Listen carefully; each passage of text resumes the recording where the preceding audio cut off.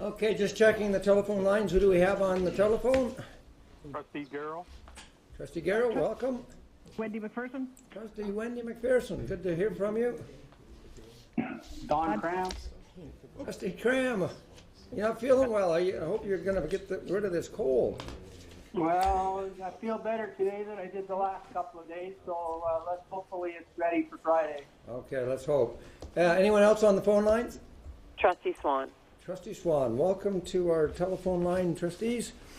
Okay, I'm going to call to order the January 25th, 2017 public session. I'm going to ask us to stand for the singing of O Canada.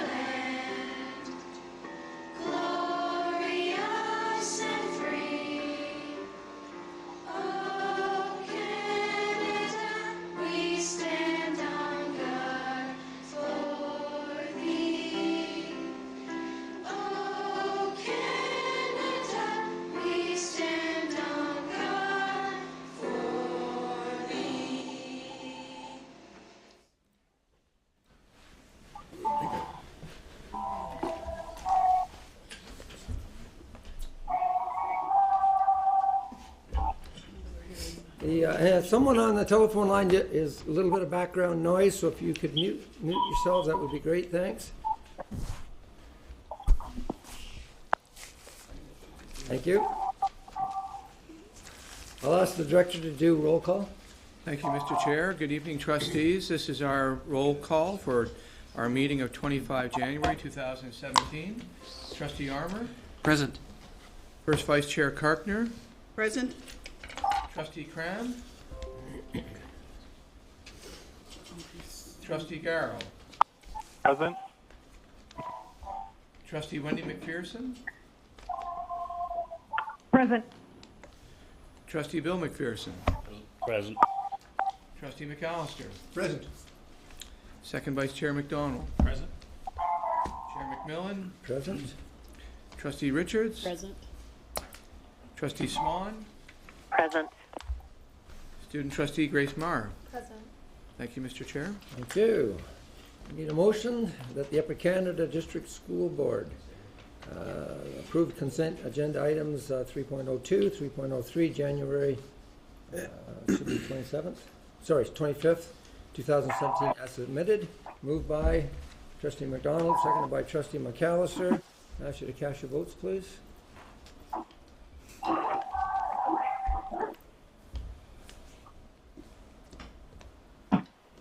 Background noise. Sounds like they have the video on. And that carries. Thank you. Do we have any conflict of interest declarations? Seeing there are none, we're going to move on to a report from the private session. At its Committee of the Whole meeting in private session, January the 11th, 2017, one legal matter was discussed and no recommendations were brought forward to the board. Okay, moving forward, it's been a while since we've had a delegation come to present. The weather didn't help us. I know, Teresa, you had your fingers crossed it wasn't going to be another snow day, I could tell. And I was saying to the folks at the back, it's great to have so many people in the gallery. It's a little embarrassing when there's more people in the gallery than there are at the table, but that's okay. We'll take it. So I'm going to ask Superintendent Susan Edwards if she can introduce Principal Blake. Yes, thank you, Chair McMillan. It's my pleasure indeed to introduce Principal Teresa Polite. And she does have a great number, and I'll let Teresa introduce her staff, but she has 7 or 8 members of her staff here today. And Rito Vista, under Teresa's leadership, is a beautiful school. First of all, if you haven't been there, it is one of our schools that has a most beautiful view. Everybody wants to go out in yard duty there because they do have this beautiful view of the Rito Lakes. But it's also incredible, beautiful learning environments on the inside. And under Teresa's leadership and with the staff that you see at the back there, they're also recognized provincially. And under Superintendent, they've worked closely with Superintendent Phil Dawes on MISA, and they're recognized provincially, and they've shared their work provincially with making student work visible. So Teresa, thank you, and to your staff, thank you for coming, and look forward to the presentation. Thank you, Superintendent Edwards.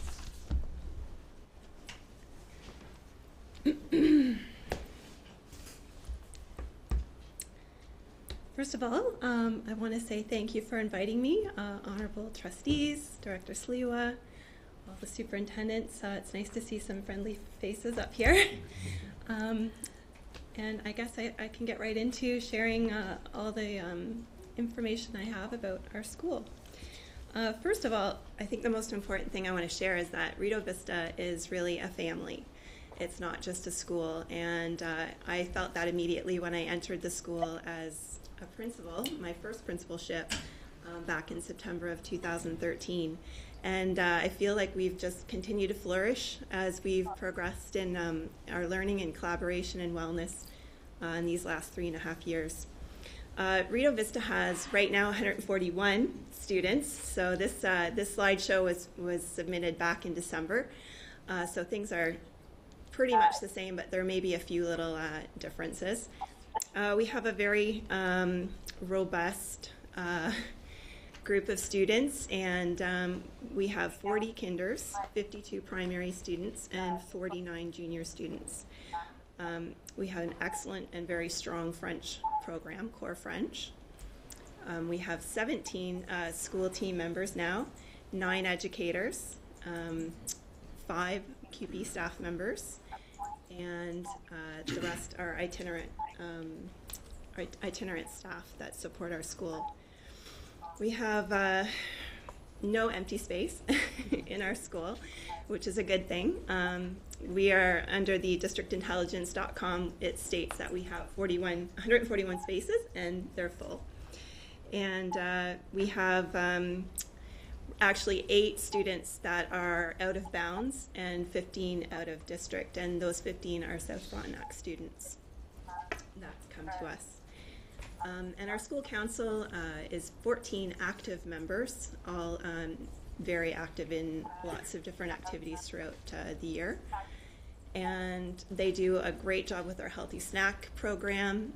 And we also have a fantastic homemade hot lunch program that's supported by our local grocer. And we're very involved in the community, and the community is involved with the school. And that's one thing that I think really makes us special. We work closely with a group called Freedom Westport. They're an ecumenical group. They do a lot of work to support our school, as well as I'd mentioned Kadrinko's grocery store. The Legion is heavily involved with different activities in our school. We have support from Country Roads, as well as Children's Mental Health. So we have a lot of really close partnerships and work closely with a lot of different community groups and members. Just want to point out our motto is learning together for a better tomorrow. And really our main goal at the school is to make sure our kids grow up as productive and positive citizens, and really knowing that they can make a positive difference in their world that they live in. Our EQAO scores really have shown increases since the spring of 2014.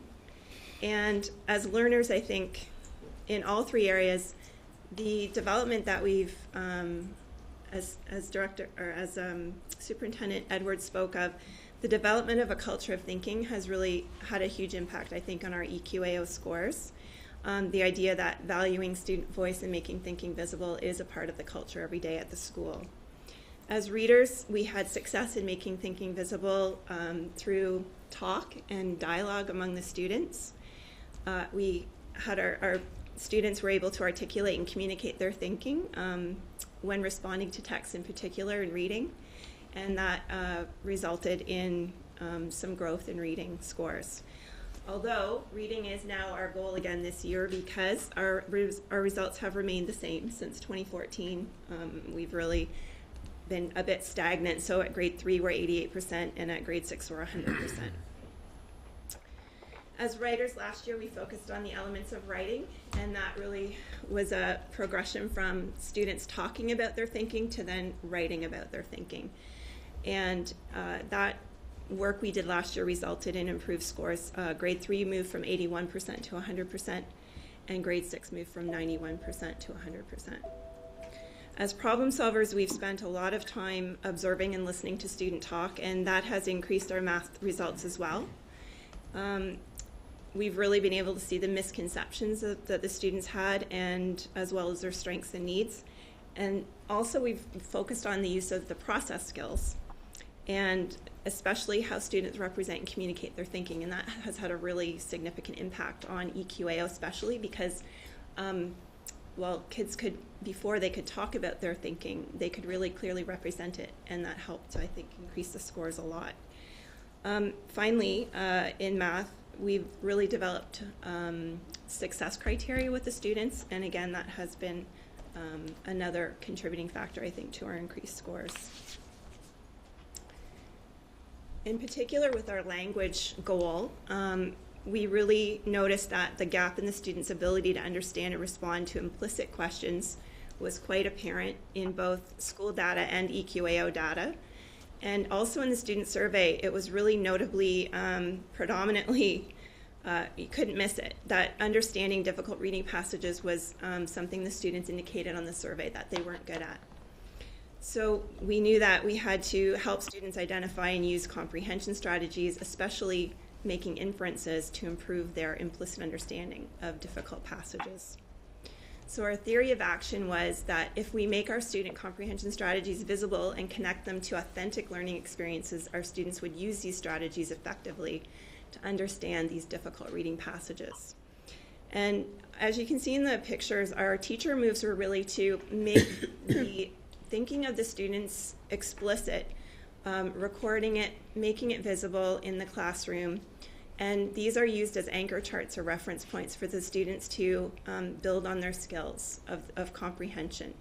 We spent a lot of time talking with students, so allowing students to talk about their thinking and making connections. So, for example, for developing their implicit understanding of a text, they would look at things like what they're observing in the text, what they're wondering about, and then make an inference. And as we made this visible to the students over time, we've noticed that it's had an impact on their articulation of making an inference and using both text clues, the things the author has shown in the book explicitly, as well as their own ideas or knowledge from personal experience to kind of draw some conclusions. So the data in the corner, you can see the red is really kind of the needs of the students, and we moderate work together, so we do some collaborative scoring of a diagnostic piece of work, and that's also included in that would be talking to the students as well as their written work,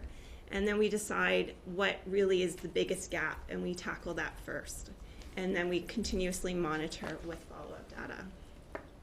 So at this point now, the students are beginning to make those inferences, and we're branching out to make connections to other comprehension strategies. So things like predicting, visualizing, things that support those inferences and drawing conclusions to implicitly understand a text. So in math, we're looking at data from our math data from EQA as well as current school data. Our gap really was identified in a roundabout way, students weren't thinking flexibly and using numbers flexibly in their computation. So our theory of action was really around identifying computation strategies for students, and if they can use these strategies to solve problems and talk about how they're solving problems, then they would begin to solve them more efficiently. And we based our understanding on some diagnostic data, and from there we started to identify the strategies the students were already using and what they needed to work on to become more efficient.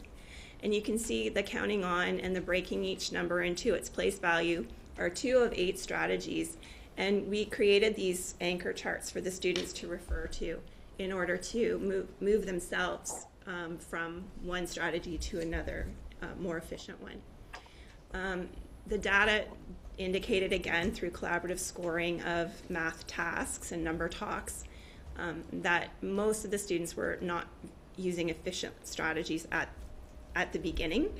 And most current data now is that our grade 4s have moved from 69 to 93% in using more efficient, in using more efficient strategies.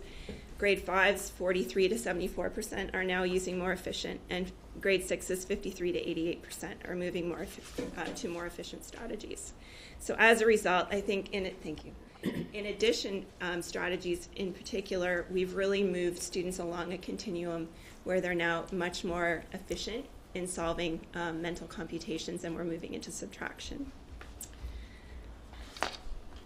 The last slide, I really just want to highlight some of the important transformative, I would say, shifts in Rideau Vista since I've joined the team, and they have really had an impact on student achievement. And the first one being the increased collaboration and communication with the community, the parents, and the partners that we engage with at Rideau Vista.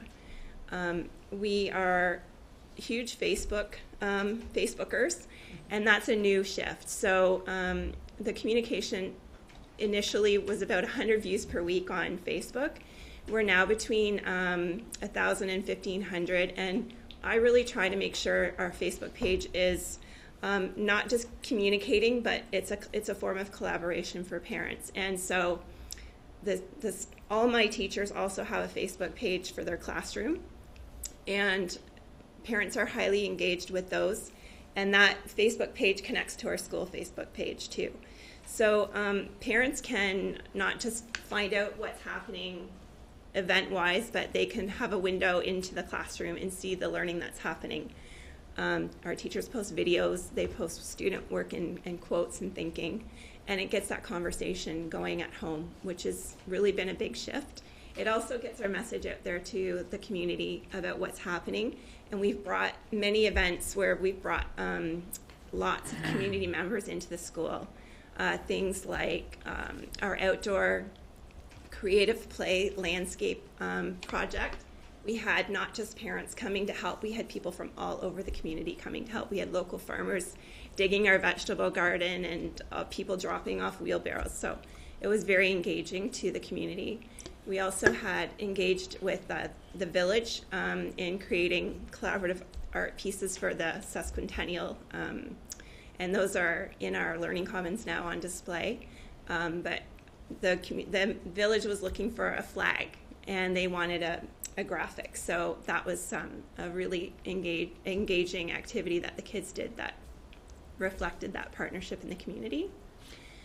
The second real transformative shift we made was looking at ourselves as learners, as educators. So through, like Superintendent Edwards mentioned, work with Superintendent Dawes and MISA, we really learned as a team how to manage information for student achievement. And that has completely projected us in a different direction as far as really being able to know if we're making a difference with what we're doing with our students. So what are our actions, what is the impact, and what is the evidence of that impact? And we followed that frame throughout our learning. The last, and probably one of the most important transformative shifts, is really the focus on wellness through the lens of the curriculum and really thinking about what are we doing as a school to promote wellness, to make sure that students have a healthy heart, healthy mind, and healthy body. And I think some of the icons or graphics up there really demonstrate. So positive behavior is a way to recognize our students for character that they have shown. We embed character in everything we do. Fitness Fridays and Loose Parts are structured and unstructured physical activities that we allow students to engage, or provide opportunities for students to engage in, to really make sure they're being active and creative at the same time. We have an awesome new eco school team, and that really shines a light on and brings to life the science curriculum and environmental stewardship. The kids are so engaged, and the parents and community are engaged. We planted 150 tulips in the fall, and we had so many people engaged in that. Finally, the Rito Vista Reaching Out program started when I started at Rito Vista, and really it's exactly what it says. We're reaching out to our community, local and global. We have a partnership with the Hope for You School in Uganda. We have a partnership with the local food bank, and all of these things are related to service learning for our students. So we're really trying to embed in their learning, in their daily learning, the importance of good citizenship, and trying to instill in them the understanding that they have power to make a difference in the world that they live in, and that their voice may be small, but it's heard, and that they can have an impact. So on that note, I think I'll wrap up, but I'm very proud to be the principal of Rito Vista. I'm very proud to be a learning partner alongside all of my staff, and that's it. Thank you. Thank you. I'm going to open it up to comments or questions, but I think I'm going to start with the trustee in that area, Trustee Richards. Thank you, Teresa, for the great presentation. It's a wonderful school, as Susan said, located there right above Westport and looking down. And the community is so involved with the school, and you can tell by all your staff that has come out tonight to support you that it's a great school with lots of good heart. Thank you. Telephone lines. Anyone on the telephone line want to make a comment or ask a question? Seeing there are none. Trustee McAllister. Thank you, Teresa. Given us every reason to be very proud of your school.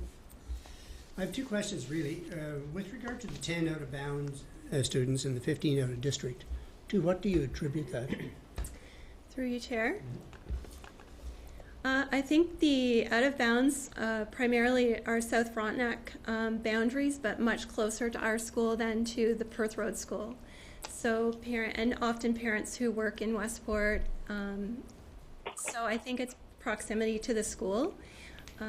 Perth Road School is significantly far from Rito Vista. So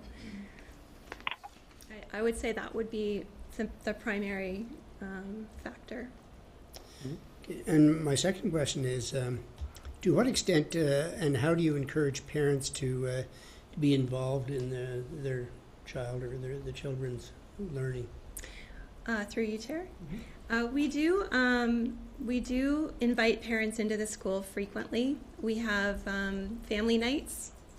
We had a math night as part of our family night. So we try to engage parents in learning more about what their students are doing at the school that way.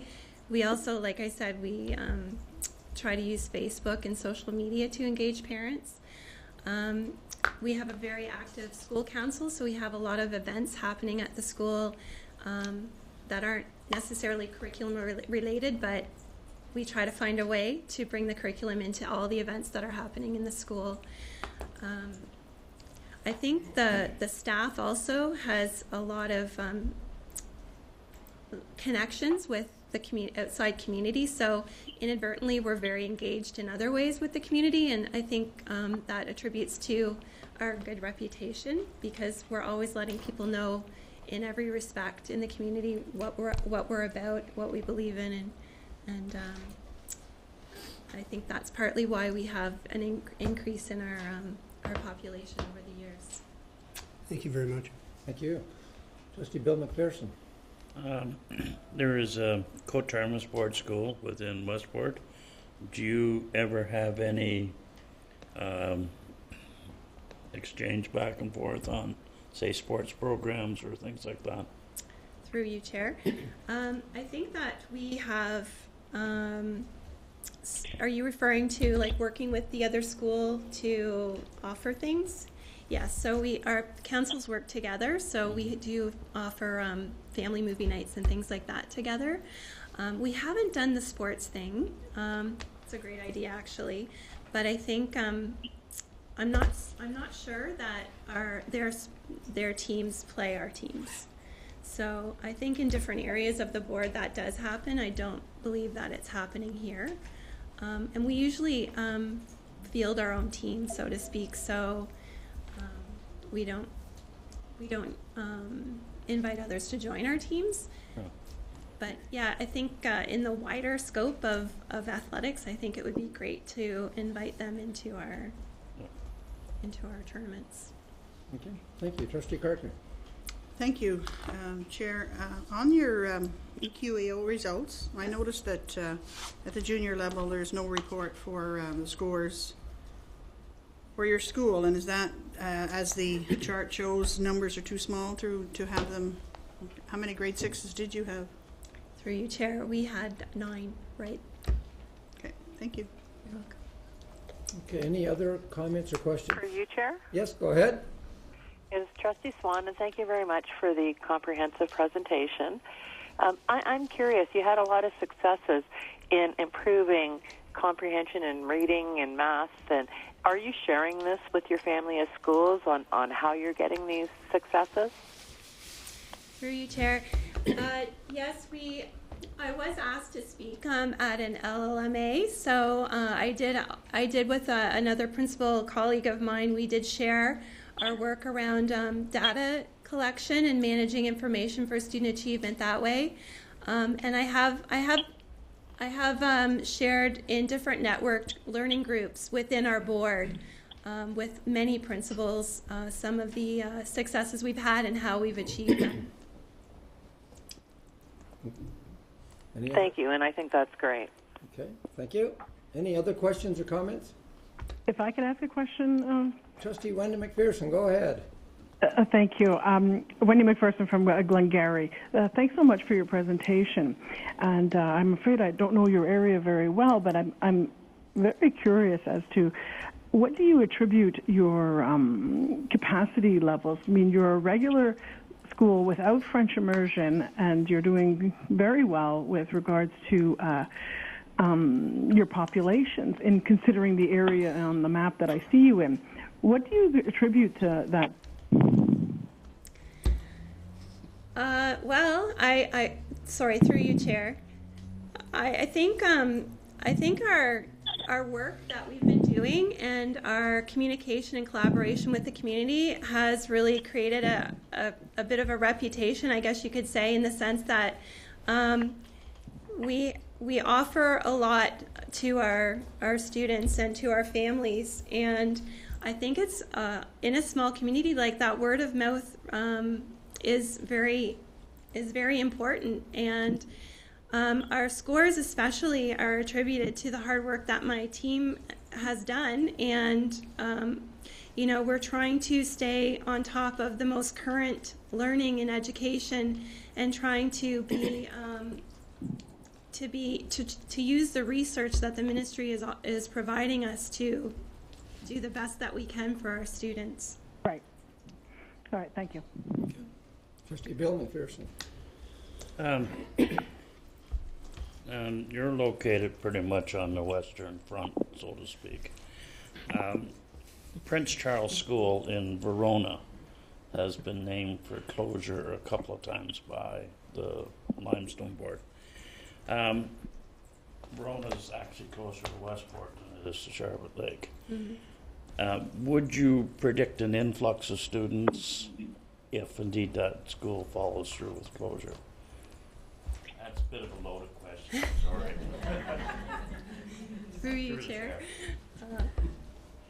I honestly, I can't say, because I'm not informed enough to know or to make those predictions. I do know that we have new students registering in South Frontenac County every year, and primarily it's because they feel that they have a much shorter trip to Westport than they would to, say, Verona or the Perth Road School. Yeah, okay, thank you. You know, I did my student teaching placement at Perth Road School a million years ago, and I haven't heard the name since. And I thought, oh my God, is that school still there? They did well by me. Any other comments or questions? Seeing there are none, the first day of school, the director and I were out at your school. What I was taken by was the sense of pride. The pride that we saw in the parents that were standing outside, the pride in the custodian. He was absolutely amazing and so proud of the school. And then we got inside and we saw the kids and the staff. There's a word that you've used several times tonight, and I think it comes through, and that's the word together. And it's not often that we get as many people sitting at the back, the staff. So often the principal will sit there and talk about the plans of the school and you know, the different things that you're working together and how you came up with this conclusion. But I had the opportunity to sit and look at their faces as you were talking. And what I sensed right off the bat is everyone was shaking their head and saying, yeah, we were in on that. Yeah, we agree with that. And that's powerful. You know, there's a couple of weeks ago we had the Minister of Education in our area, and I made a point of saying to her that a lot of wonderful things are happening at every one of our schools, not just the schools she visited. And tonight is evidence of that. So I thank you very much for coming to the board, and I thank you for traveling all the way from beautiful Westport to Rockville. So thank you. Safe travels on your way home, but stick around because we've got another school coming, and it's going to be a great presentation as well. Thank you very much, Teresa. Okay, moving on to the next is, this is going to be an interesting presentation because this is a school that is going to be moving. I mean, we're going to a brand new school, and I think what this is going to be is evidence that it is not the walls, it's not the bricks and the mortar, it's the people within those schools that make the school what it is. And even though you're going to be moving to a beautiful, beautiful school, I know it's the people. So I'm going to turn that over to Superintendent, who's the Superintendent? David Coons. Well, thank you very much, Mr. Chair, for taking my introduction almost word for word. Having said that, I will turn it over to two great administrators with our board, Principal Tracy Staples and Vice Principal Christana. You're right, they are in a very enviable and exciting position to be ushering out the old KPS and entering the new KPS, and they're here to tell you all about what's a great school, which is the people. Sorry for stealing your thunder on that one. Okay. Honorable trustees, Director Sliwa, superintendents, families who are watching, and students out there, our community members and colleagues, and our student trustee, we'd like to thank you for inviting us to present this evening. As you know, Kemptville Public School is located in the downtown area of Kemptville. We presently have 458 students attending our school. At the KPS site and within the 5 portables outside, we have a total of 288 kindergarten to grade 3 students. At the annex, the former North Grenville School, we have 170 students in grade 4 to 6. With the construction of the new school, we'll be together under one roof. As mentioned at the beginning, we are a family, and although we are in 2 different locations and have 5 portables, we work together consistently, collaboratively, and supportive of one another. It is a very exciting time for our staff, our students, and our families as we get closer to the completion of the new school. Our school is a French immersion school, and our students receive 50% of their day in French instruction and 50% of their day in English instruction. We have a number of connections with our community, with various partners. We have Big Brothers, Big Sisters coming into our school. The Kemptville 73s are reading to our students. Riverside Music is offering 3 days a week to our students in keyboarding and guitar and violin. The Kemptville Fire Department and Constable Lindsay and the OPP are often in our schools helping to support different initiatives and align activities with our curriculum. And then we also have CCAC, Community Care Access Center, and CHIO that are working with us as well. We are very fortunate to have a before and after school program in our school offered by the North Grenville Cooperative Preschool and Learning Center. And we have a very supportive council, and the parents and families are also very supportive. You can often come into our school and see a number of parents, guardians, and even grandparents and parents of staff members volunteering in our school and helping out with various programming. Our school council meets once a month, and we are working collaboratively with our school council to support programs and initiatives. Our entire staff was instrumental in examining our EQAO's results. So I'll jump to that. That one? This one. Yeah. There we go. Yes, our entire staff was instrumental in examining our EQAO data over the past 5 years, and a number of questions came up as we were looking at that data, and we explained to our staff looking at data is about asking questions and then going deeper to see where we can align our practices with our data. We looked at results and we looked at trends. As readers, writers, and problem solvers, we are very, very proud to say that we've been achieving above the board in the province for the most part. When we analyzed our EQO data, we noticed a few things. Our readers achieved at 82% or higher most years. When we look at our data, the grade 3 cohort from 2012-2013 were at 65% in reading, and when they got into grade 6, they were at 94%. When we looked at some of the attitudinal surveys, we noticed that 98% of our grade 3 students and 96% of our grade 6 students like to read. So not only are they doing well, but they're also showing that their attitude towards reading is helping them to succeed. Further analysis identified some areas of question. So when we looked at the EQAO attitudinal results, we saw 70% of our grade 3 students and 64% of our grade 6 students predict before they start to read. Making a prediction is a comprehension strategy that we teach consistently. So we were wondering as a staff, is that representative of our whole school? So our team, our KPS staff, the entire staff, decided to create an English and French survey for our students, which was completed in December.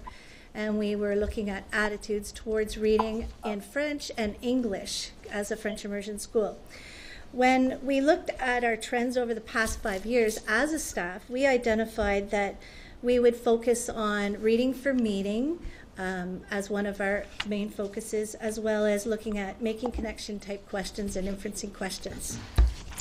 As writers, our students are achieving at 79% or higher, and again, that same grade 3 cohort achieved 79% in 2012-2013, and by the time they reached grade 6, they were at 95%. So we were asking ourselves a lot of questions. What are we doing to help improve students from grade 3 to grade 6? We believe that because our students in primary throughout the school are learning 2 languages, their acquisition improves as their decoding and their comprehension improves over the year.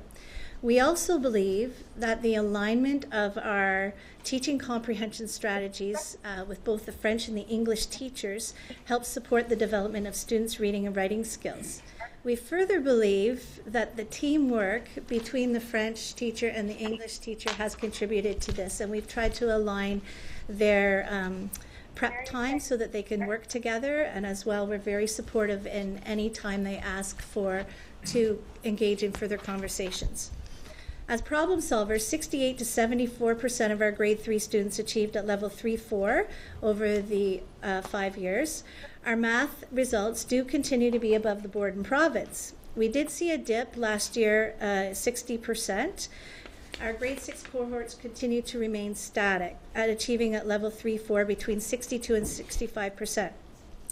So when we did some further analysis, we were looking at both the primary and junior, and we identified that patterning and algebra were areas of need when answering thinking type questions or application type questions.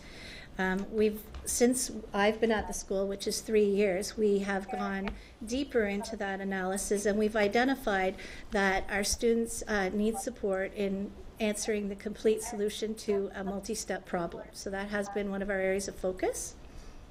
I'll turn things over to Mr. Hanna. Thanks, Ms. Staples. Good evening, everybody.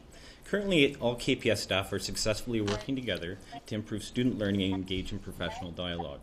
Staff feels safe sharing ideas and practices during our meetings and in between work. We are currently in the ACT stage of Cycle 1 in the area of both literacy and numeracy. We have 2 theories of action statements. Our first, if students are asked, how do you know? Then their ability to use evidence from the text to support their thinking when answering, making connections, and or inferencing questions will improve. Our second, if we increase the number of opportunities for students to use and listen to French language in oral context and co-construct success criteria for speaking fluently, then we will see improvements in students' ability to speak fluently about a topic of interest and increase their comprehension of French text.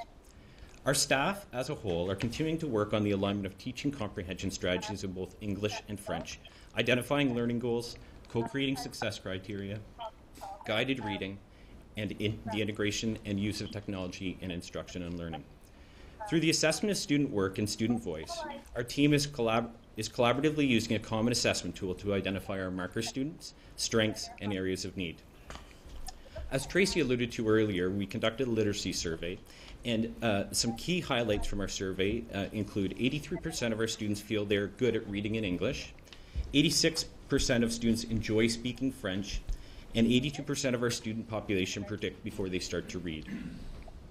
You will notice on the right-hand side of the slide, there is a chart that our French teachers co-created with students, as well as samples of student responses to a similar question in each language.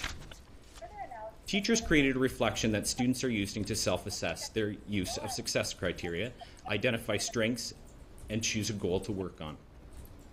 Team members will be monitoring student work and student self-assessments to identify areas of growth and next steps. We are using reading benchmarks to measure student growth in reading in English and in French. Since September 2016, this data indicates 81% of our marker students have made improvements in decoding and comprehension in English. 61.3% of our marker students have shown growth in reading in French. We are continuing to use an early emergent tool to identify kindergarten students' pre-reading and reading behaviors to determine growth and target literacy instruction. Trace. Back to me. I'm going to speak about numeracy. So we do have 2 if-then statements for numeracy as well. One being if students participate in math talks and or number strings and consistently use strategies to identify the important information in thinking questions, their ability to understand and show a complete solution will improve. And our kindergarten teachers are a learning team, and their if-then statement is, if kindergarten students participate in math talks at least 3 times per week and teachers incorporate math read-alouds in an inquiry-based learning environment, then students' number fluency will improve. In reviewing our numeracy survey data that was recently completed, and we thank the board for providing us with that survey, we determined some theories of actions completed in Cycle 3 help to contribute to our students' growth in a number of areas. We really spent a great amount of time focusing on growth mindset and increasing students' ability to learn from their mistakes, to ask questions, and to take risks. So when we looked at that data, our staff were pleasantly surprised. Actually, they were pleased to know that their work was attributed to this. 87% of our students continue to try when they find math difficult. 86% of our students feel that they can learn from their mistakes. 76% feel that talking about math can help them understand math better. And 95% try their best when completing math questions. Staff feel that the math learning environments are meeting the social and emotional needs of all of our students. There's been a focus on setting up that environment to support for risk-taking, positive attitudes, and beliefs about math. The staff also feel that the physical setup of the classroom and the access to math tools, which some people call manipulatives, has also contributed to our math learning environments. In the center of the slide there is a picture showing math tools that were purchased to support student understanding. Last year, we focused on supplementing all our junior classrooms to ensure that these tools were accessible all the time. To the right is a co-created success criteria support for students using a math tool. Our primary division focused and team taught last year and helped students to understand how to use a math tool, how to select the right tool, what to do when things weren't working out. These math success criteria were passed on to the next year's teacher, so students were familiar when they got into their next class. During this cycle, we are continuing to integrate Math Talks, number strings, co-created success criteria, common assessment rubrics, and additional math tools to support students' understanding and fluency when solving math problems. As a learning team, which includes Chris and I, we are continuing to learn how to identify and name key strategies that students use so that we can support the next steps in their learning. So as a staff, we're learning about our own growth. The bottom right corner shows a tool that our teachers are using that was shared at a system-wide math learning day. All of our staff have that tool, and it's a reference for them as well. Our team has identified pre- and post questions for students to solve independently. What we do is we assess student responses with a common rubric. When we use a common rubric and common language, we're able to develop growth and next steps. We've also purchased additional math tools such as Rec and Rex and math number lines to support students' math fluency. Since we've begun using Math Talks in our kindergarten classroom, we have seen increased confidence, perseverance, and the use of math tools based on documentation. All of our marker students' fluency with numbers and their ability to explain their thinking has grown. They are visualizing, verifying with math tools, and then they verbalize their thinking with the teacher and their peers. Thanks, Trace. At KPS, we are learning and growing together as a school community. We as a staff and team are co-planning, co-teaching, and are developing community connections and partnerships. Our parents from school council participate in physical literacy activities to learn more about the new physical and health education curriculum.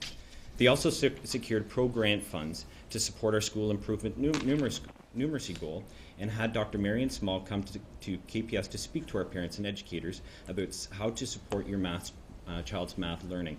We will be working with our council to host a math night in early April or sometime in April. We have aligned our resources to support our school improvement goals. Here you will see a few resources that the board has provided us with and some that we have purchased. Also shown is a snapshot of the guided reading books that we purchased to support guided reading in French and in English classrooms. We have a music program this year. Very fortunate to have that, actually. Our junior students recently showcased their talents for our families prior to the holiday break. Beside the picture of the music room are samples of student work completed in support of a community event.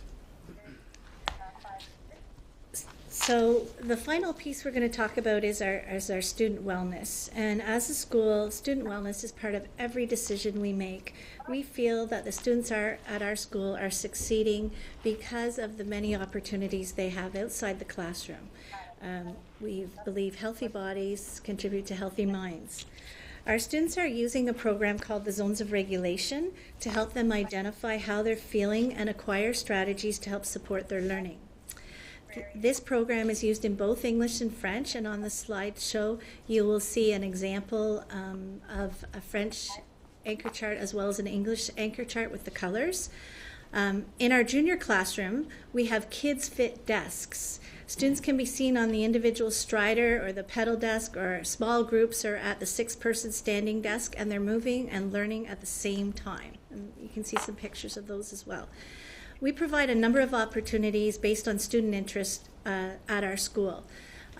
We can provide these opportunities because we have such an engaged staff, and they also feel that by providing these opportunities will support our learners. So we offer things like cup stacking, ski club, Lego club, badminton, floor hockey, as well as a number of co-curricular sports and with other schools.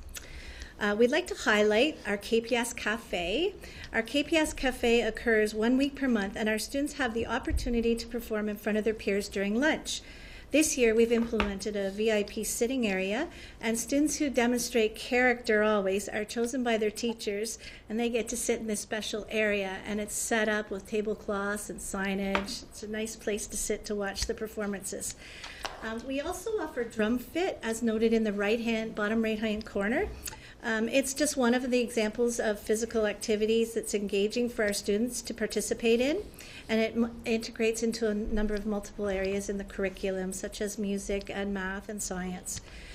Dragon Days happen throughout the school year, whereby cross-grade teams participate in activities to develop positive relationships, nurture leadership skills, and build community among our students and staff.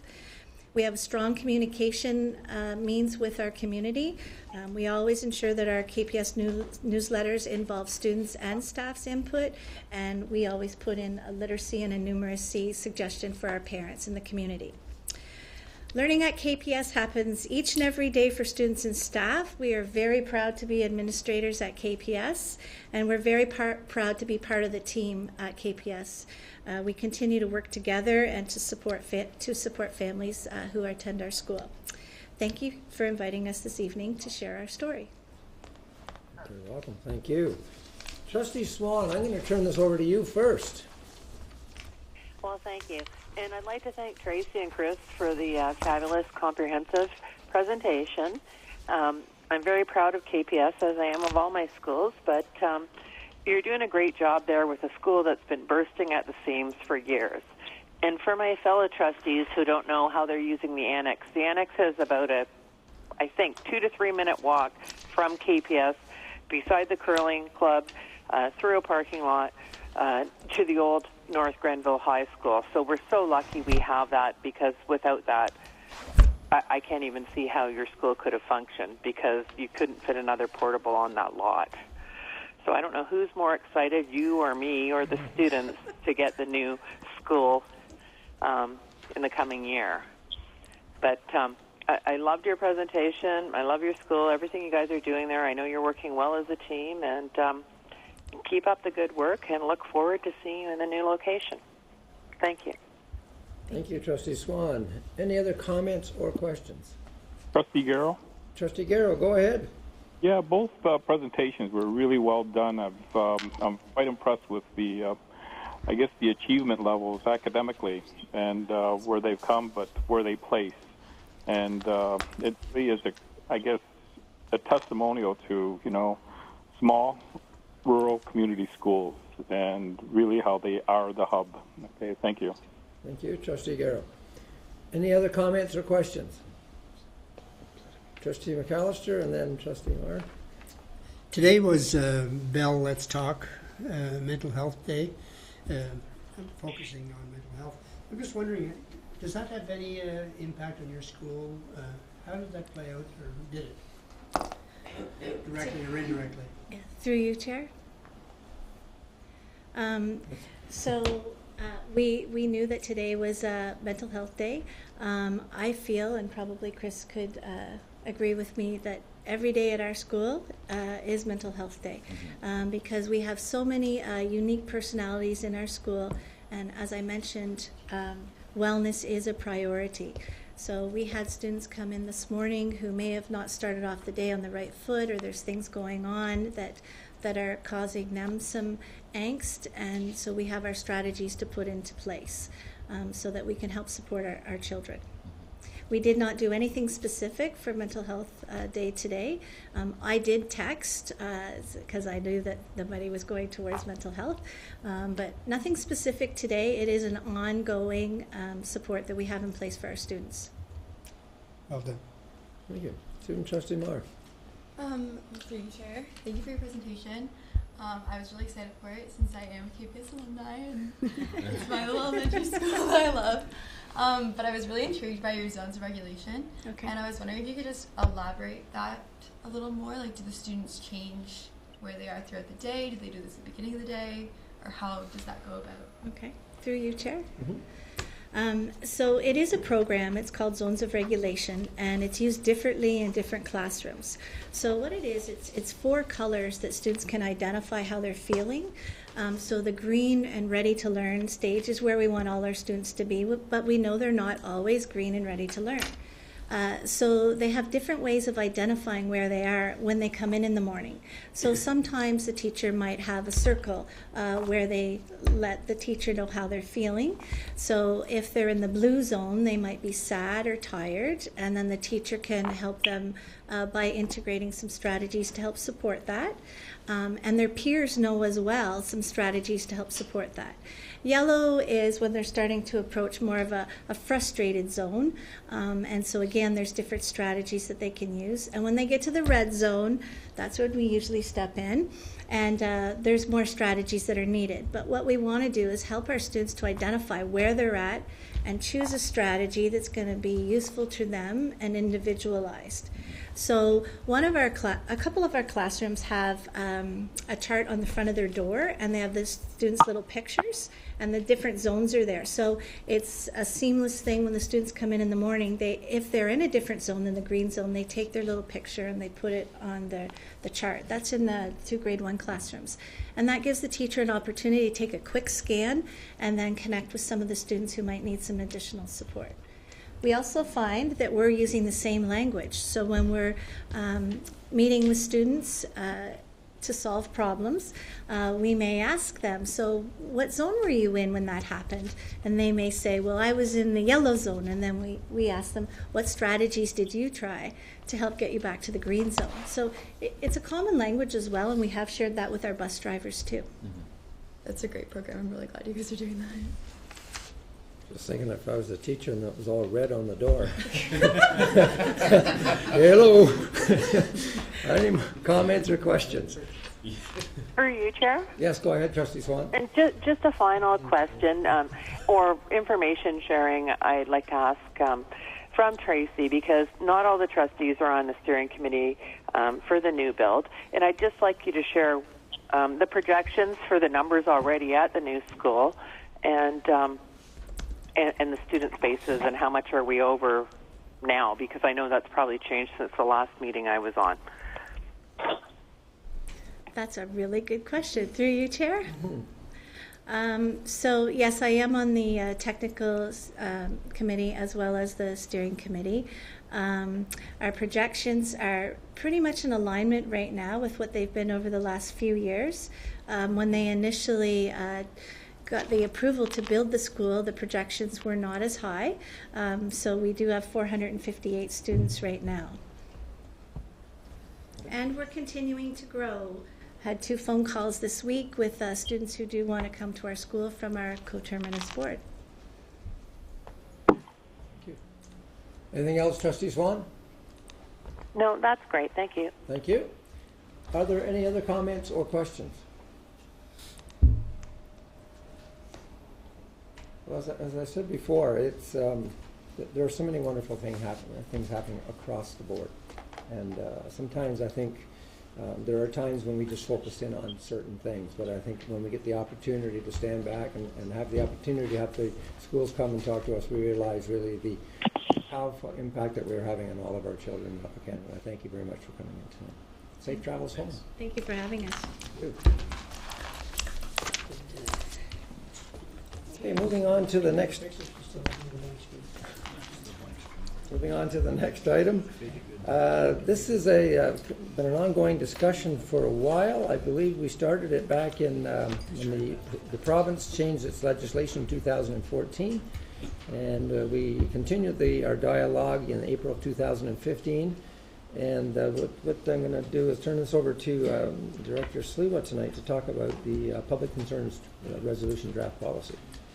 Thank you, Mr. Chair. Through you, you know, I'm sure that from our presentations this evening, trustees would have a hard time believing that our schools have any difficulty resolving conflicts, because they're such special places, and we have great professionals who take pride in having positive working relationships with the community and with parents and with students. We do serve students, and we serve a wide range of students in our district.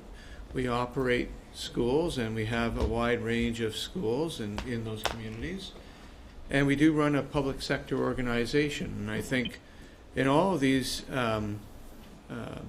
factors, we're constantly making decisions. We provide direction.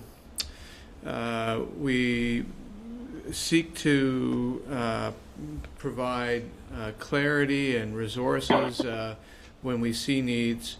And there will be times, from time to time, when people disagree with how those decisions were made, how the direction was provided, how the resources were allocated, how we chose to communicate and keep people informed. And like many other public sector organizations, we're also recognizing that there will be times when the people that we serve, our children and their families and the communities, may have a different view about our approach to service, support, and programming. And we need to make sure that we have formalized the channels in which people can bring their concerns to our attention. The board already in its policy register has a number of different policies that are specific to certain kinds of administrative decisions and suspensions, expulsions, the provision of services and support through the IPRC process. They all have channels and mechanisms for parents and students at a certain age to represent their concerns and try to get them resolved, and if not resolved, then different levels of appeal. And I do think that the province had come to a recognition not so early on that there needs to be a broader view to how to resolve complaints beyond those types of administrative actions. And when we think about the kinds of complaints a school board and schools and school principals, superintendents, and directors receive, the complaints are often about things like service delivery. It's about administrative decisions. It's about how we enforced rules or implemented policies. It can be about whether or not there was a view that the curriculum and how it was being implemented at the school level was being done in a way that parents and communities felt was reasonable. So I do know that the board, as the chair had mentioned, had an initial conversation about 18 months ago. And in that initial conversation, there was a discussion about, how broad is this approach and whether or not it sat well with how people defined the organization's role and where people saw, and I say people, I do mean everything from, and everybody from central board staff to our school staff to trustees around the table, how they see their role in contributing to resolution. So with that in mind and with that feedback that was provided to the director at that time, we did go back to speak to our principals through the Operation Council forum that we have in our district. And in that council we have the superintendents from the senior team. We have a dozen principals, elementary and secondary. We have board staff from the central office who are in managerial roles and in non-academic roles, because many of the types of work that we do happen to be business decisions. And those business decisions are really quite significant because they do influence how we do our school operations from time to time. And we did ask them to give us some feedback about a public complaints resolution procedure, and we recognized from that dialogue that the direction that the province has taken in terms of trying to resolve complaints in any public sector is there needs to be a transparent and accountable policy statement which the province, if ever called to ask to intervene in a problem or a conflict that is happening in our jurisdiction, would point to first as the first step that complainants should follow so that they can exhaust those avenues first before any kind of escalation outside of the district.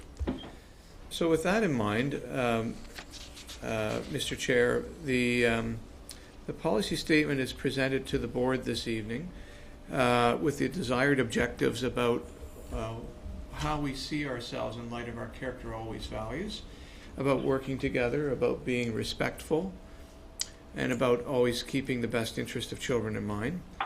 and then to offer through that policy statement guidance about how would we, in light of those values and in light of our institutional commitment to those values, how we would achieve those goals, and specifically by appointing people with concerns to our public complaints resolution process and procedure, and that would then take the public through a number of different steps, beginning with and commencing always with where did that concern originate, and trying to the best of our abilities, to find the resolution at that level first. So, Mr. Chair, I'll turn it back over to you to see if there's any questions that the board may have at this time with regards to the draft policy and the recommendation being made to the board from staff. Okay. Do we have comments or questions? Bill McPherson? School boards are a little unique in that, yes, we are a public entity, but we also have a group of trustees that are elected by the public. And I don't think there's a trustee in this room that has never had a phone call of concern. Somebody asked me last week how to define the role of a trustee. And I said, well, basically, we're the public face of a bureaucracy. And when people call their trustee, they're usually frustrated. And so I would like to see part of this process, not so much banning the trustee, but acknowledging the fact that we're there and we are going to be part of the complaint process. I had a phone call from a parent last week, and I knew where to bounce it back to, but I was the one they called when they felt stonewalled by the school. And so I'd like to see something in here that kind of acknowledges the role of the trustee and maybe gives us a wee bit of definition as to what our role is. And I think each and every one of us take a slightly different spin on this job because we're all serving slightly different communities. Like, I've quit shopping in Perth because I'm getting tired of people cornering me in the greengrocer section. So I think that we need to do some defining here. And this has been kicking around for close to 4 years. And I think I raised those concerns then. I believe you did. Trustee David McDonald. Thank you. I think this policy sets out to achieve one thing, and that's to allow individuals that are have a concern with the board that we will respond to those concerns. The meat and potatoes of this comes in the procedure.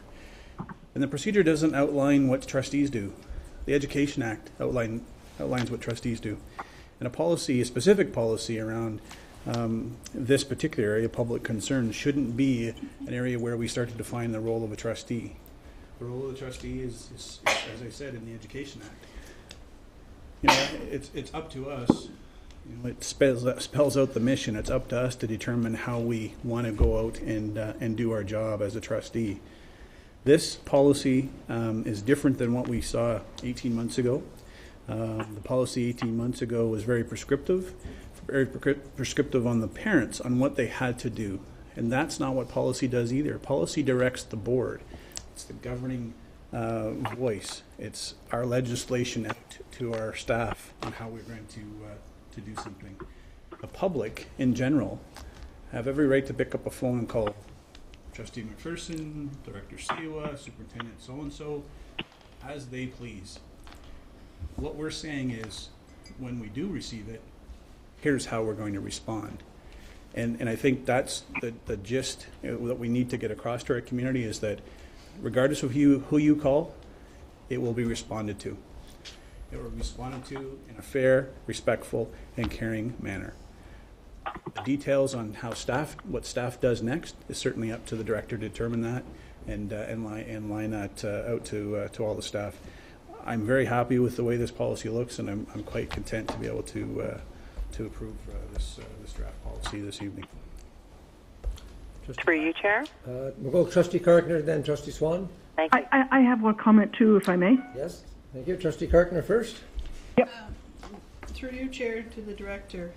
It says in the guiding principles, and I believe that is the procedures that will come out of this, it says that the Upper Canada District School Board is interested in feedback from the community it serves and will give thoughtful consideration to the comments received. Are you looking for that information when a problem occurs, or are you looking at it in advance, say somewhere down the road, this will go out to the public and look for feedback? Director. Mr. Chair, through you, it actually, I believe, would be both. There's both a recognition of the proactive role that the board plays in terms of receiving feedback, and there's a reactive role once something has occurred and members of the community wish to bring their concern to your attention. In the draft procedure that has been written, there is an acknowledgement of the role of the trustee as an advocate that facilitates the communication processes between parent and guardian or community members and the appropriate board staff. Because we've recognized that entrenched in our local communities is that the trustee is the face of the public school board in that community. And as an elected official, we also understand that trustees have a different level of profile than staff would. So in the draft policy, there was every intentional effort to acknowledge the board in a very broad way about always wanting to receive communication and feedback from the community. And whether that's proactive or reactive, I guess it really does depend on the circumstance. Trustee Swan. Thank you. I guess there was just a couple other cross-references that I just questioned through you, Chair, why they aren't there. One would be access to freedom of information, and the other one would be student transportation, because I know we get those inquiries all the time as trustees. And if we're looking at public concerns resolution procedure, I think those are two public concerns that we get a lot of questions about. So that's my question. Thank you. Director? Mr. Chair, through you, I think that's an important observation to make. I think our effort was not necessarily to be exhaustive in terms of where we would want to guide parents through and community members through their concerns. These happen to be, in many ways, some of the most frequent places that we do receive complaints, and we do hope that that those items that are listed there, they actually have legislative requirements for complaint resolution, which is part of the reason why they're there, versus the other ones I do not. Thank you. Trustee Wendy McPherson. Secondary. Oh, sorry, secondary, Trustee please. Swan. Go ahead. I'm sorry, Trustee Swan. Sorry, I just wanted to say, but does not FOI have legislation requirements also? I just think that's an important one, and that's one I get all the time about how hard it is to get information from the board sometimes. Mr. Chair, through you, that is correct. We do have a policy and a guideline in place, and we could certainly make that reference. Thank you. Thank you. Trustee Wendy McPherson. Hello? Can you hear me? I can. Okay, great. First off, I'd like to say how glad I am to hear that this policy is taking into account trustees' roles. And the second thing is there any particular reason why you're not giving us the procedure along with this policy? And then I have a follow-up question to that, too. Okay, well, really, the procedure is not our responsibility. We are really guardians of the policy itself. And when I look at the policy, we have to look at it at a very high level. And in terms of putting trustee involvement in, I don't think that's what we're after tonight. I think that what we're looking at, and there's some key words that are in the objective, and that is what our commitment is as a board. And what the policy is saying is we are committed to maintaining productive and respectful relationships with parents, students, and other members of our local community. So that we're saying as a board, we are committed to that. We're also saying that we are committed to making every reasonable effort to address public concerns in a timely way and in a manner that is fair, respectful, and caring. And really, that's all this public concern resolution is talking about, is our commitment as a board at that high level. In terms of the role of the trustee and the role of everyone else in this, that becomes procedure, which is not really what we're discussing tonight. We're really looking at it at a high level in terms of what we as a board stand for in our commitment to public concerns and resolutions. Okay, well, I completely agree with what you just said. However, I just wanted to know if there was any particular reason why we weren't getting the procedure with the policy at the same time. I mean, I understand that you want to critique the policy, but it would have been nice to have been able to look over the procedure. You're saying that we have no input on the procedure? Director? Mr. Chair, through you, the board's governance model is that they provide the procedural responsibilities directly to the senior staff through the director. And so the policy is the, sort of the foundational piece for any procedural steps we would have. Okay. So just a follow-up. So in the procedure, will we see what more specifics when it comes to, what do you have here, timely way, like what we're talking about, like 3 weeks, a month, when a phone call comes in, just to sort of give parents, because when someone does complain, they're at the end of their rope, and I do agree, a timely manner is certainly is good, but it would be nice if they could figure if they call you on Friday, you're going to get a call on Monday, kind of thing.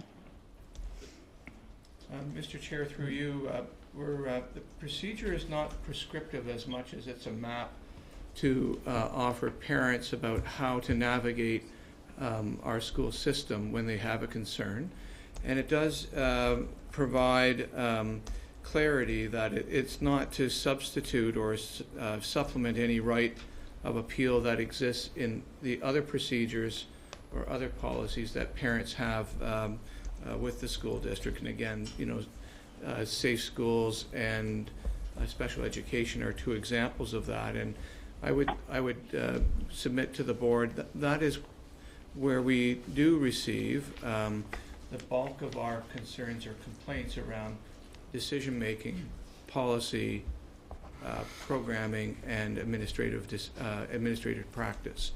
So I do think it's important that we give parents that kind of roadmap that they can follow, with them to know that internally inside the school board, where does that process end, and how do they know that it's come to the end in terms of their efforts to bring their concerns forward and to try to have it resolved to their satisfaction.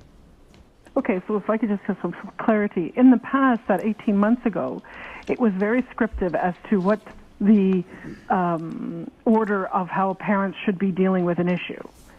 And so is that what you're going to be doing with the procedure, is having a very scripted, how they go to the principal, then they go to the superintendent, then they go, is that what you're saying?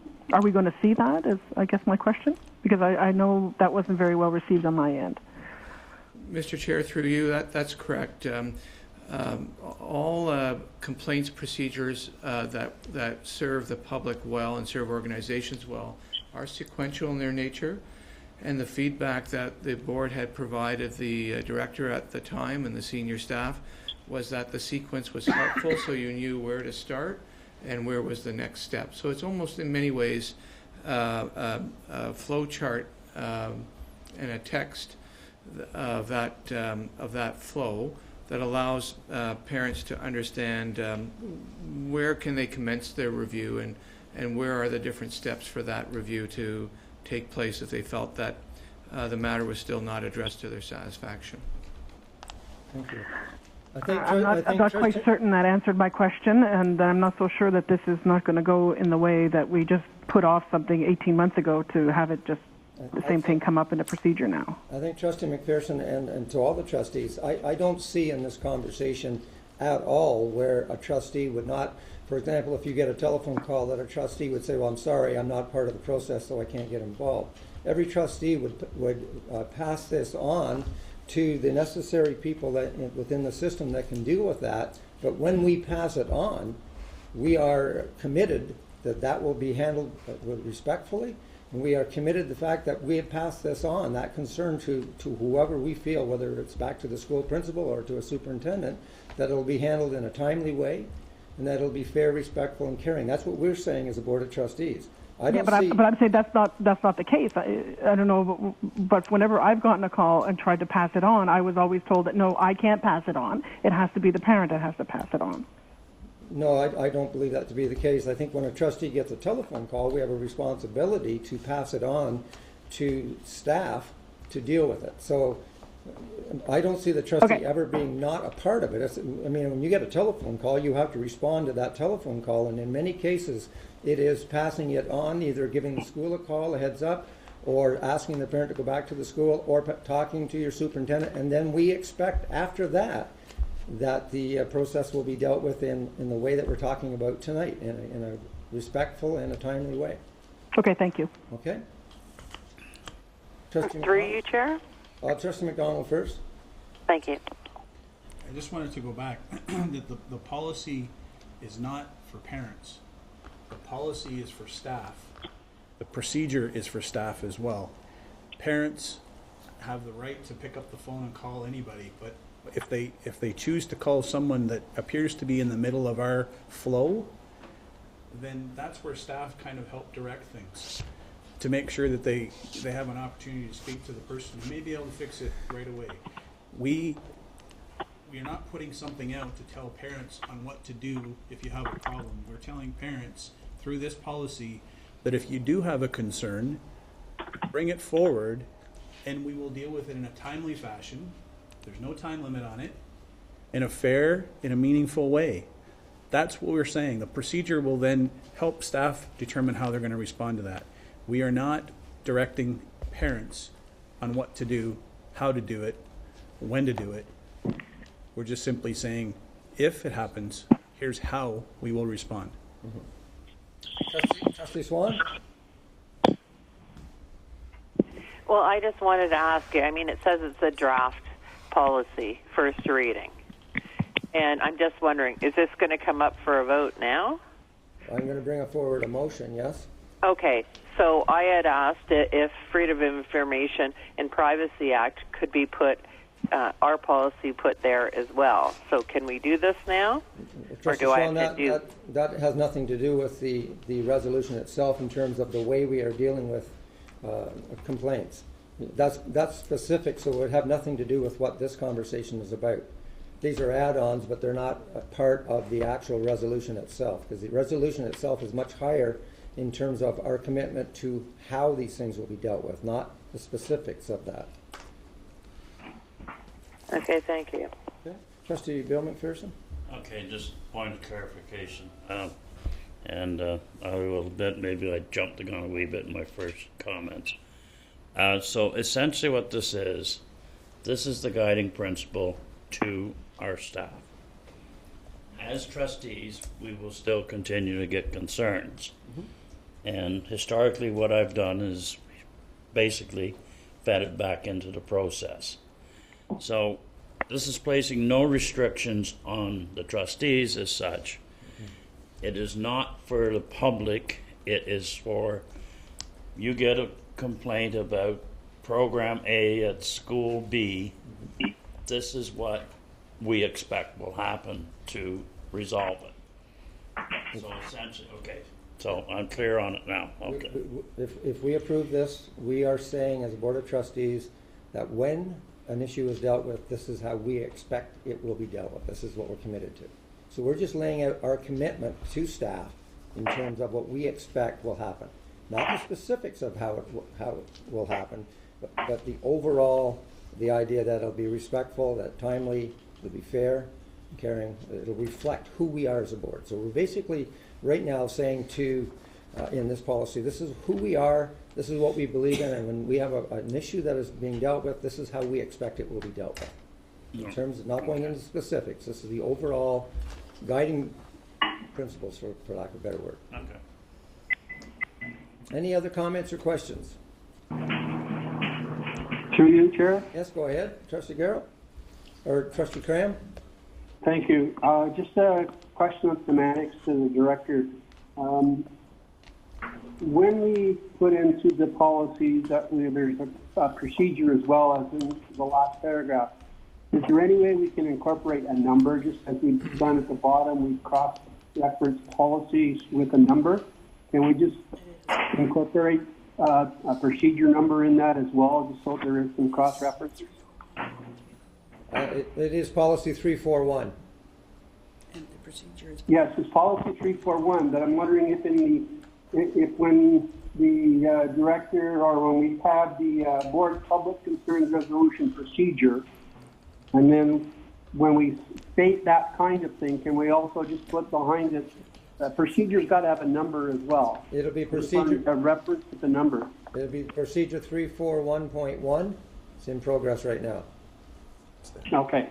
So when it comes up for the final draft, will that number be there as well? Yes, it will. It's there, Jeff. It's already there. You look at it, Trustee Cram, you'll see it. It's already there. Okay, I'll take your word for it. Thank you for the confidence. Okay, so I'm going to bring forward, I need a mover and a seconder, that the Upper Canada District School Board adopt the public concern resolution policy. Oh, sorry. No, I'm just moving it. Okay, policy 341, and incorporate this policy into the public policy register. Moved by Trustee McAllister, Trustee Karkner. Any other comments or questions? Okay, I'll ask you to cast your votes, please.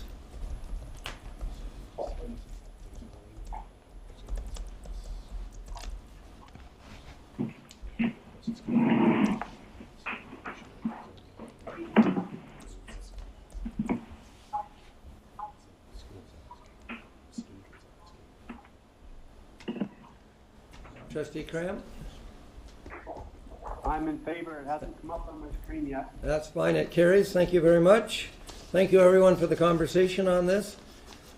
Okay, moving on to the next item. This is a standing item, ops report from Director David McDonald. Thank you, Mr. Chair. I will be brief, just give you a quick overview and certainly allow my colleagues to jump in if there's anything else they want to offer. A public education symposium was held this past weekend, and public school board trustees across the province had the opportunity to hear Minister Hunter and Minister Naidu Harris, Minister who is responsible for early years and childcare, speak on Friday morning.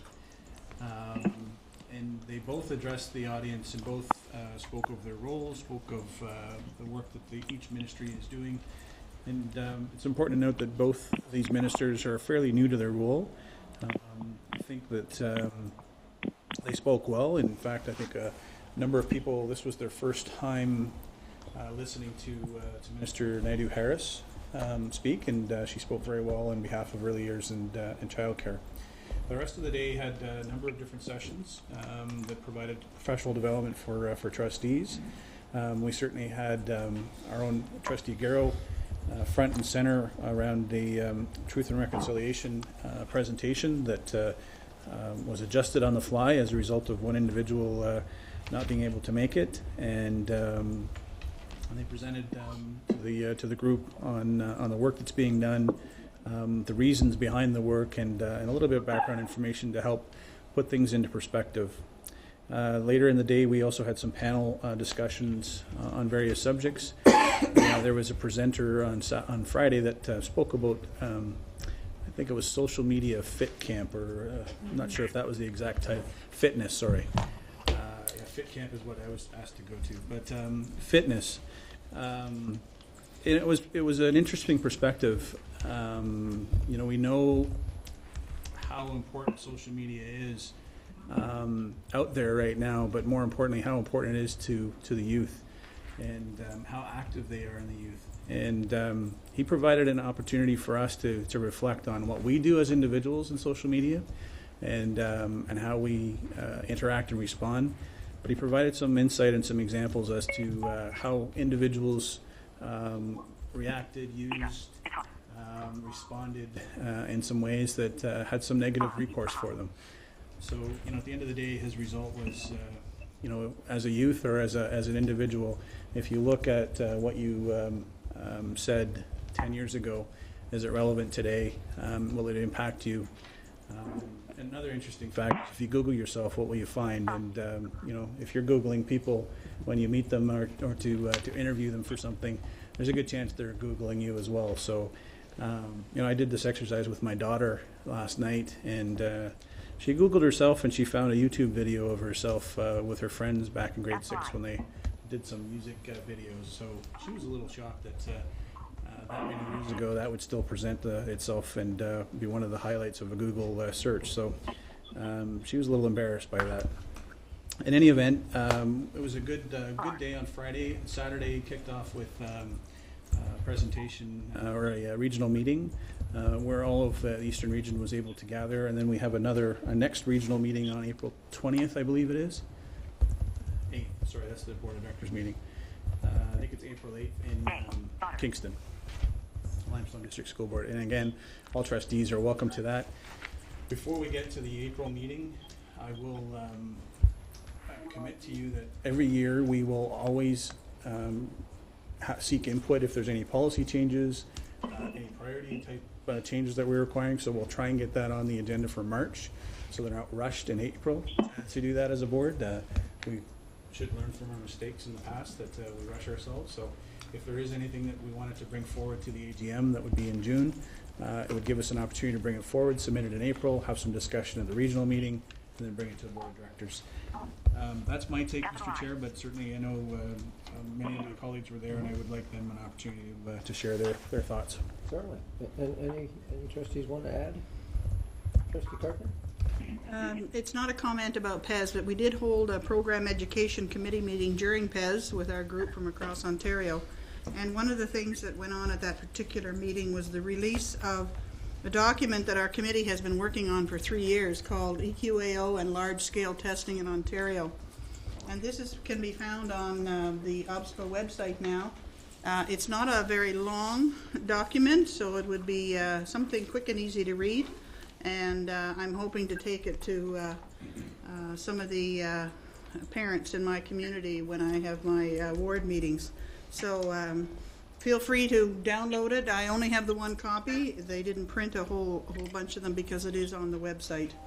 And secondly, I spoke about a survey that we were asked to do on well-being in our board for OBSPA.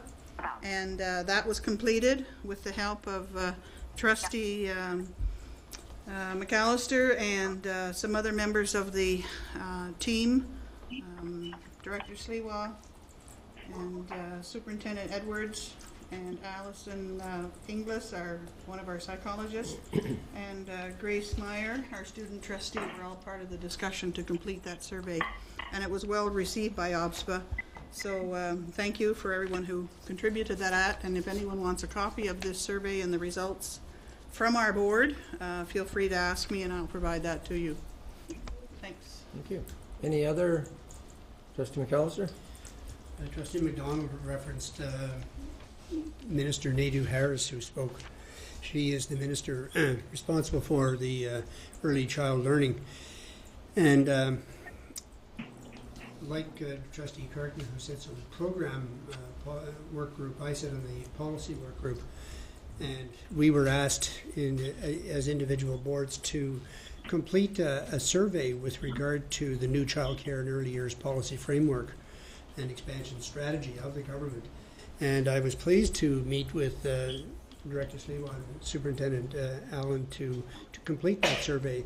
And I think it was rather important in terms of the the answers that we came up with in terms of, say, access to early years and child care programs here in Upper Canada, the barriers to parents accessing licensed care, that affordability, etc. So we discussed those issues and responded in a rather cohesive and rational manner, and I was quite pleased with that. And I thank the director and the superintendent for helping me out on that.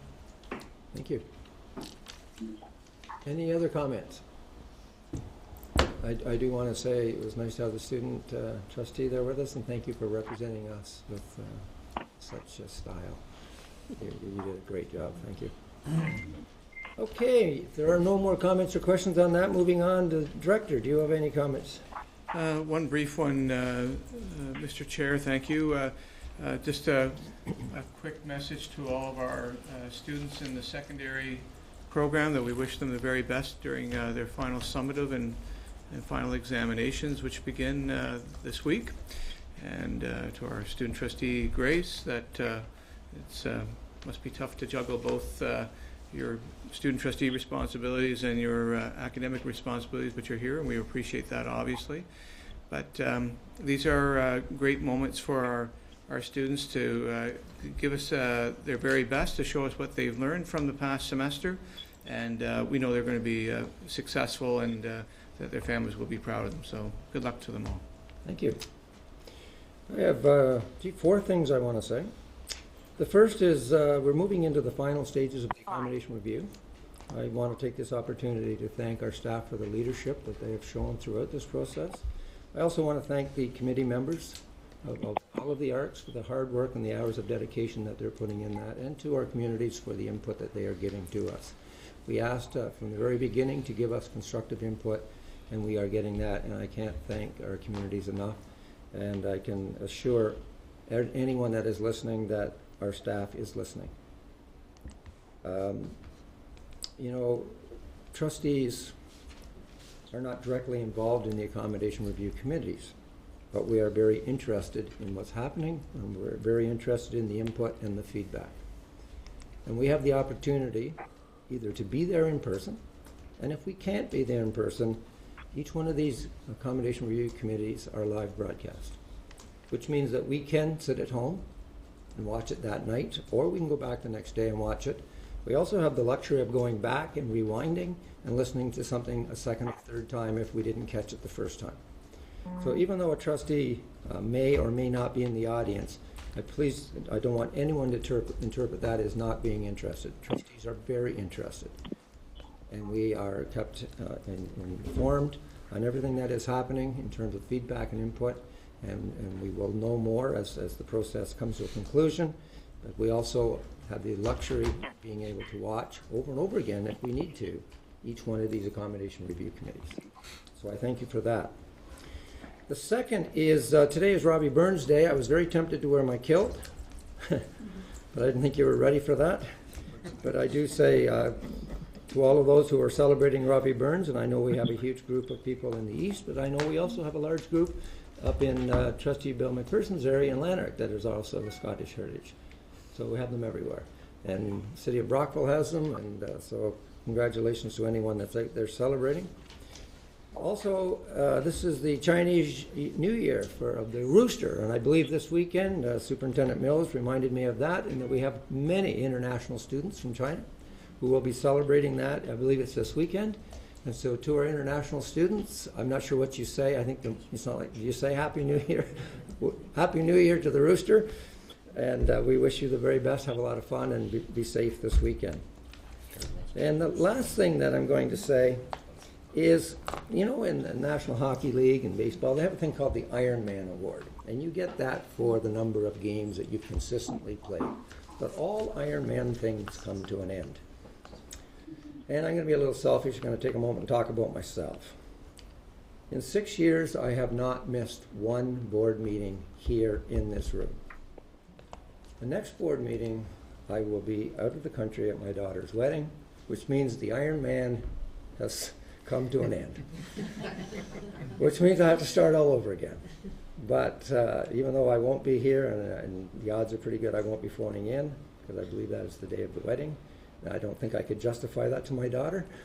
Who knows? I am the father of the bride, right? But I will miss that meeting simply because it was a commitment of mine to always be here, and I've been blessed with health, and I'm also blessed that I live 3 minutes away. So I mean, let's be honest here. I could, I don't want to say, oh well, I've made it. I drove 10 hours to be. I don't want to say that, but it's the Ironman has come to an end. Okay, well, not yet. I mean, the meeting's not for 2 weeks, but anyways. Okay, having said all of that, I need a motion that the regular... I'm not even looking over at you right now, Trustee Armour. That the regular meeting, public session for the Upper Canada District School Board, January 25th, be adjourned at 8:12. The next meeting is scheduled for February the 8th, 2017, moved by Trustee Wendy McPherson and seconded by Trustee Bill McPherson. Just a show of hands, and safe travel to everyone. Good night, everyone.